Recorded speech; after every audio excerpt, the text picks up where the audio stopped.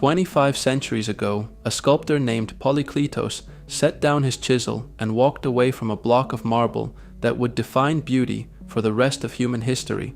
He called it the Doryphoros, the spear-bearer. Broad, square shoulders that taper to a tight waist, a chest like a plate of armor, arms that look carved rather than inflated, not the swollen, gut-pushed mass of a modern bodybuilder, something leaner, something that looks capable. The Greeks had a word for it, and they built their entire civilization of athletes around chasing it.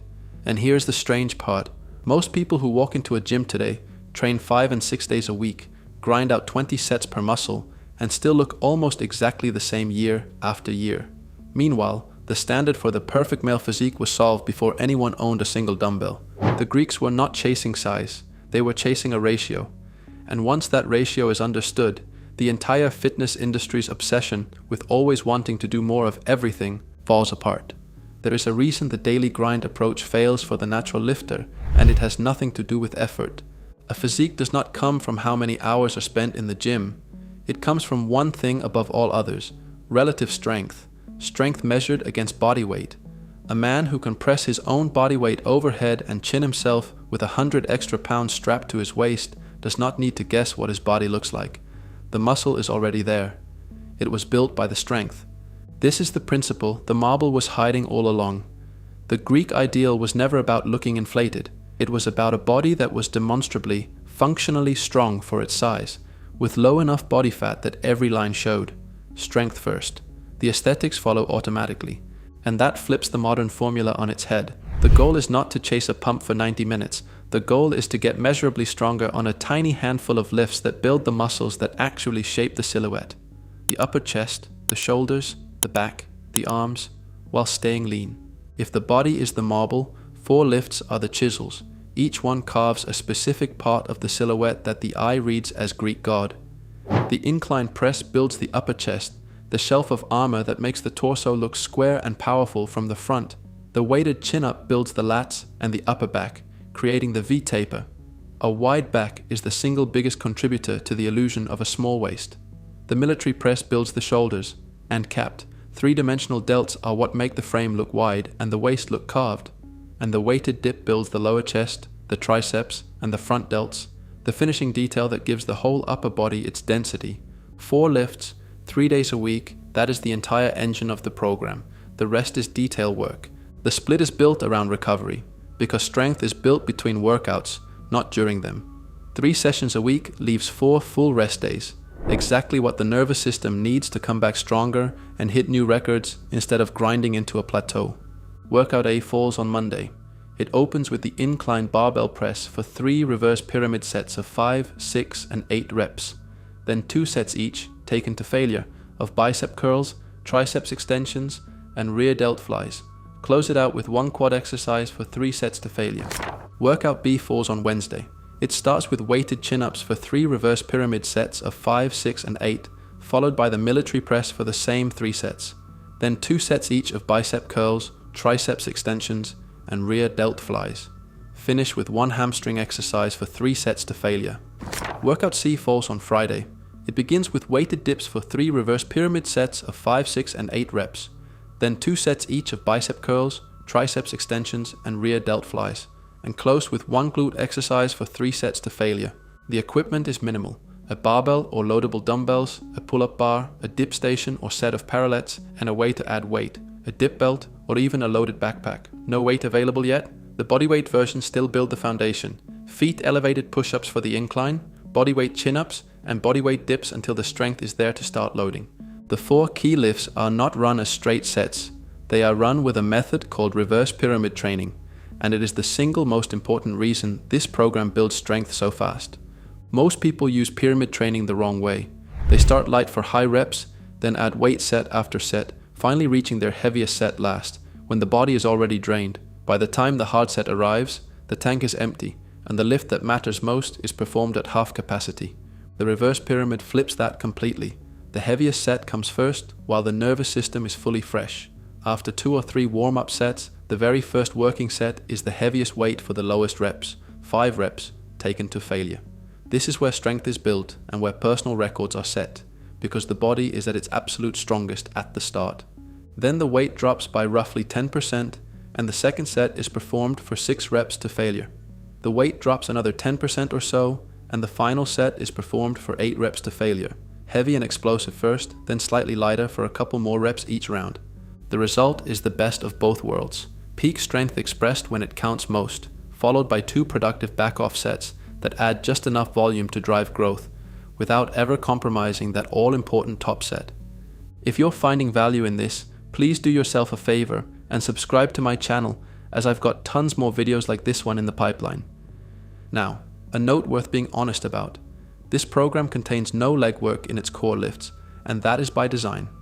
The Greek god physique is an upper body aesthetic.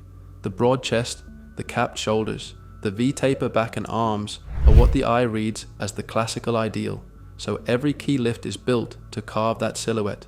But a strong upper body on weak, untrained legs is neither healthy nor complete. Legs should still be trained, for strength, for athleticism, and for a body that functions as well as it looks. So one lower body movement is added to each session, run for 3 sets to failure. In workout A, a quad exercise, squats, Bulgarian split squats, or leg extensions. In workout B, a hamstring exercise, Romanian deadlifts, leg curls, or Nordic curls. And in workout C, a glute exercise, hip thrusts, glute bridges, or reverse lunges. The upper body gets the chisel work. The legs get trained because a complete physique demands it. A few training laws hold the whole thing together, and they are what separate this from a casual routine. First, the 4 key lifts run reverse pyramid, 3 sets of 5, 6, and 8 reps. Every accessory runs 2 sets, and every recommended leg lift runs 3 sets.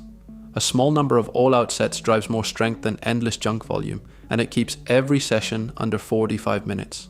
Second, rest 3 to 5 minutes between the heavy sets.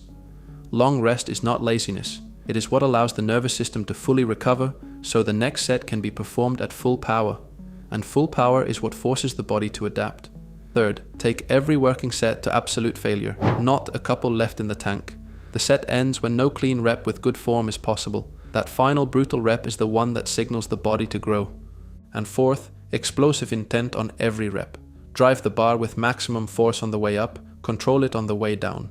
Power with clean form recruits the most muscle and builds the most strength. The accessory lifts, the curls, the triceps, the rear delts, and the leg movements follow a different rule than the 4 key lifts. These exercises live in the 6 to 10 rep range. The smart way to run them is simple. Pick a weight that allows only 6 reps to failure, then work toward 10 reps with that same weight over the coming sessions. Once 10 clean reps are possible, add a small amount of weight, just enough to drop back down to 6 reps, and repeat the climb.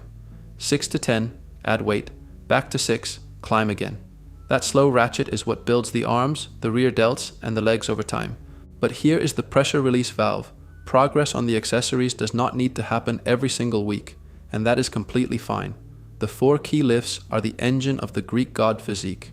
The incline press, the chin-up, the dip, and the standing press. Those are where strength is chased relentlessly, and where the silhouette is truly built. The accessories are support work.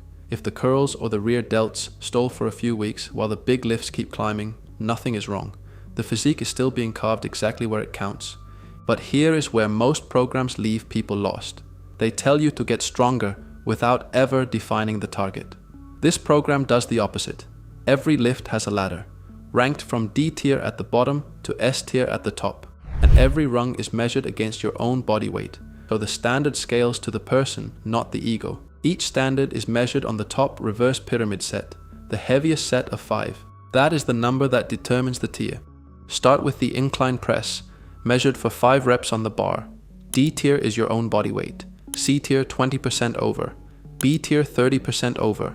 A tier, Greek god status, is 40% over your body weight, and S tier is 1.5 times body weight. For the weighted chin-up, the number is the weight added on top of your body weight, again for 5 reps. D tier is 30% of your body weight added. C tier, 50%. B tier, 60%. A tier, Greek god, is 70% added, and S tier is 90% and beyond. For the weighted dip, same idea. Weight added for 5 reps. D tier is 40% of body weight. C tier 60%. B tier 80%. A tier, Greek god, is a full 100%, an entire body weight strapped on. and S tier is 120% and up. And the military press for 5 reps on the bar. D tier is 70% of your body weight.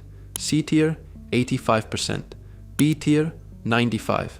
A tier, Greek god, is pressing your full body weight overhead, and S tier is anything past that, with an elite stretch goal of pressing 1¼ times your body weight for a triple.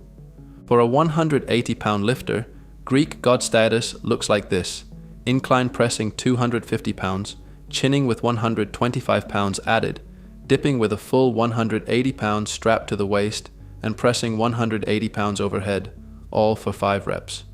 Walk into any commercial gym, and almost no one is hitting those numbers at that 180-pound body weight. The few who do are the ones who look carved out of stone.